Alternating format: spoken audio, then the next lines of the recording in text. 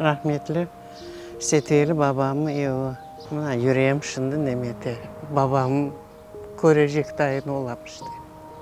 Для Джемиле Бахшишевой видеть этот дом Бахчисарая, в котором жил ее отец с семьей до войны, очень волнительно. Вот колодец, из которого они набирали воду детьми. Уютный двор, такой родной и чужой одновременно.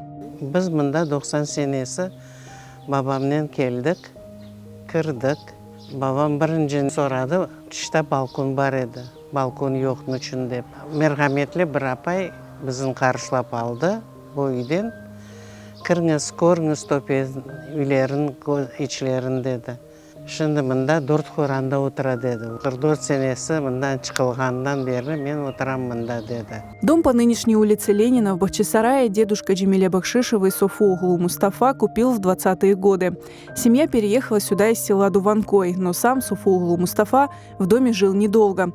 В 1930 году его арестовали за антисоветскую пропаганду. В доме осталась жена Сибия Самыр и их дети, среди которых был и Сейтвели Мустафаев, отец Джемиле. Мындан көшірілгенде бабам жеңікте еді. Битам 3 алам, олар түшелер Тойтөпе тарафқа, Ташкент облысын. Бабам жеңіктен неметіп келе уяққа, анда сон қыдырып тапа.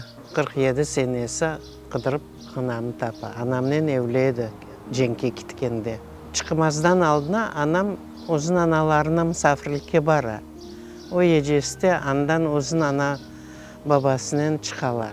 Son babam kıdırıp tapıp soraştırıp alıp bunların hepsini Taşkent oblusu Kibiray deyen yerge köçüler. Ana anda yaşap biz anda doğamız.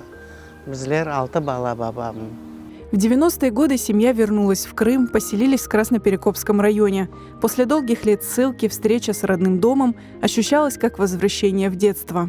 Babam bek canlandı. Bir daha son ketire almadık. 91 senesi babam rahmetli oldu. Сейчас в доме проживают несколько семей. История его прежних хозяев живет в памяти детей и внуков, представляет ценность не только для семьи, но и для всего народа.